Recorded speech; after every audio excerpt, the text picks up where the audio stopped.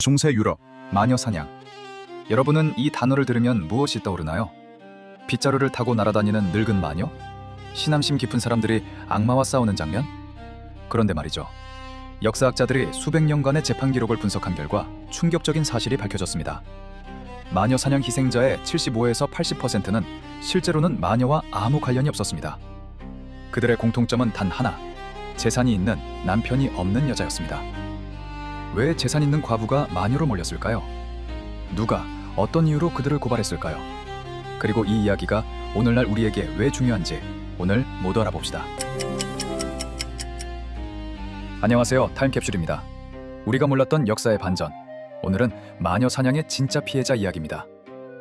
마녀 사냥은 주로 15세기에서 18세기, 즉 1400년대부터 1700년대까지 유럽 전역에서 집중적으로 발생했습니다.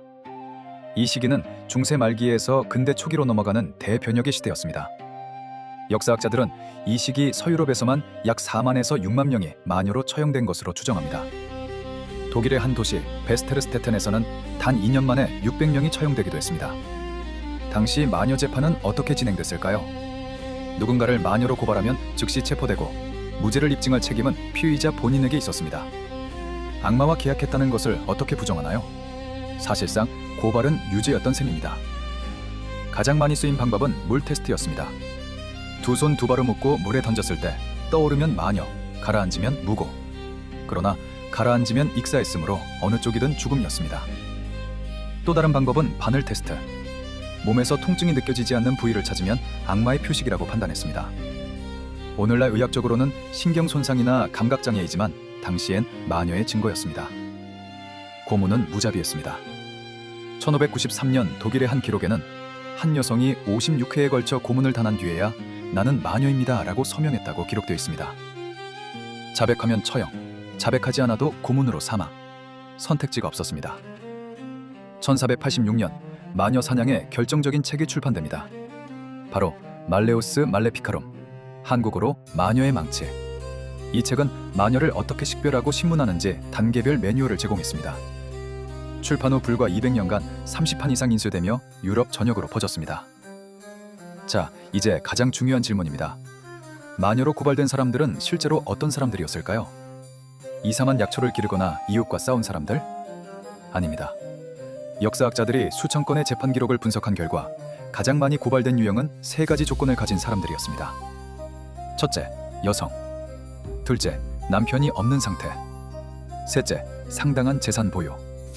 즉, 재산 있는 과부가 가장 위험했습니다. 당시 유럽 법체계에서 여성은 남편이 있어야 법적으로 보호받을 수 있었습니다. 남편이 사망하면 여성은 법적 보호자를 잃게 됩니다. 고발당해도 대신 싸워줄 사람이 없었습니다. 그런데 재산 있는 과부의 집과 토지를 노리는 이웃, 채권자, 심지어 지방 관리들이 있었습니다. 마녀로 고발되어 유죄 판결을 받으면 모든 재산은 몰수되었습니다. 고발 자체가 재산 탈취의 수단이었습니다. 실제로 많은 지역에서 마녀 재판 비용을 구금, 신문, 처형 비용까지 피의자의 재산에서 청구되었습니다. 독일의 일부 지역에서는 고발이 줄어들자 재판 비용을 고발자에게 부과하는 법을 만들었는데 그러자 고발 건수가 극적으로 감소했습니다. 1589년 독일 크베들린부르크에서는 단 하루에 133명이 마녀로 처형되었습니다. 이 중 대다수가 중년 이상의 여성, 그리고 상당수가 재산을 보유한 과부였다는 기록이 남아 있습니다. 전체 마녀 사냥 희생자의 성별 비율을 보면 여성이 약 78%, 남성이 약 22%. 단순한 우연이 아닙니다. 당시 사회 구조에서 경제적으로 독립한 여성은 위협적인 존재로 인식되었습니다. 남편 없이 재산을 관리하고 사업을 하고 독립적으로 생활하는 여성. 당시 교회와 사회는 이런 여성을 자연의 질서를 거스르는 존재로 보았습니다. 마녀 사냥은 이들을 제거하기 위한 사회적 도구였습니다. 마녀의 mam치는 노골적으로 기술합니다. 여성은 남성보다 믿음이 약하고 육체적 쾌락에 탐닉하며 악마에게 쉽게 유혹된다. 이 책이 수십만 부 인쇄되어 판사들에게 교과서처럼 쓰였습니다. 1692년 미국 매사추세츠 세일럼. 이 유명한 사건에서도 비슷한 패턴이 발견됩니다. 고발된 사람 중 상당수가 마을에서 가장 많은 토지를 가진 가문과 재산 분쟁을 겪고 있었습니다. 역사학자 린다 카포렐은 이를 토지 투기와 종교적 히스테리의 결합이라고 분석했습니다. 정리하면 마녀 사냥은 종교적 믿음만이 아닌 경제적 이해관계가 강력히 작용한 사건이었습니다. 재산 있는 과부, 법적 보호 없음, 고발, 재산 몰수. 이 구조가 수백 년간 반복되었습니다. 마녀 사냥은 어떻게 끝났을까요? 18세기 계몽주의의 등장이 결정적이었습니다. 이성과 과학으로 세상을 설명하자는 움직임이 유럽 지식인층에 퍼지면서 초자연적 현상에 대한 믿음이 약해졌습니다. 1736년 영국은 마녀법을 공식 폐지합니다. 프랑스는 1682년 이미 마녀 재판을 중단했고 독일의 마지막 공식 처형은 1775년이었습니다. 유럽 전체적으로 18세기 후반 마녀 사냥은 막을 내립니다. 또 다른 요인은 경제 구조의 변화.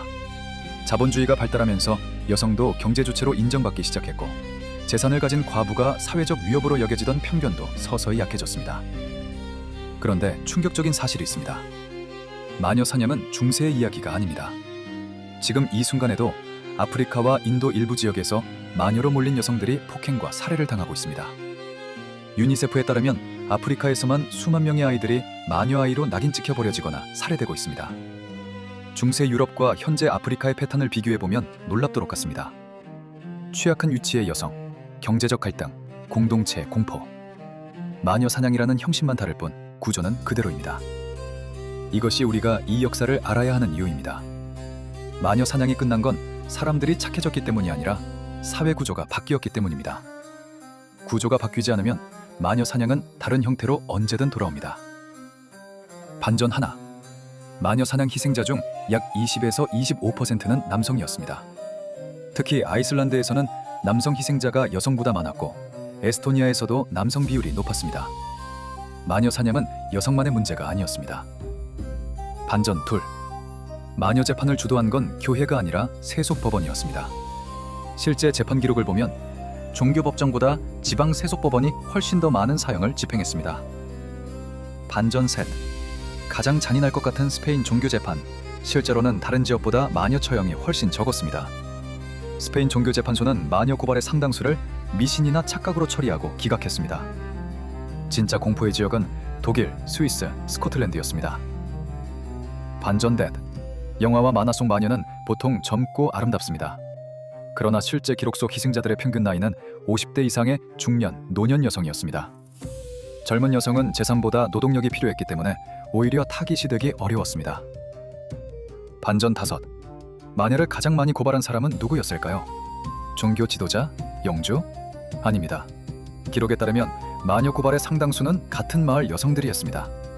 이는 당시 여성들이 서로 경쟁하고 사회적 지위를 두고 갈등했음을 보여줍니다. 이 모든 반전을 연결하면 하나의 구조가 보입니다. 마녀 사냥의 핵심은 신앙이 아니라 권력과 재산을 둘러싼 갈등이었습니다. 종교는 그 도구로 사용되었을 뿐입니다. 오늘 배운 것을 정리해볼까요? 첫째, 마녀 사냥 희생자의 75에서 80%는 재산 있는 여성이었습니다. 둘째, 마녀 고발은 재산 탈취의 수단으로 악용되었습니다. 셋째, 마녀 재판을 주도한 것은 교회보다 세속법원이었습니다.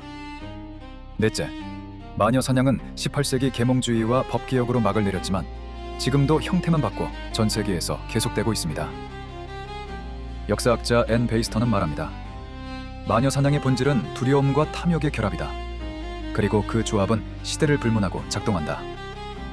여러분 주변에서 가장 취약한 사람이 가장 먼저 표적이 되는 현상 혹시 본 적 있지 않나요?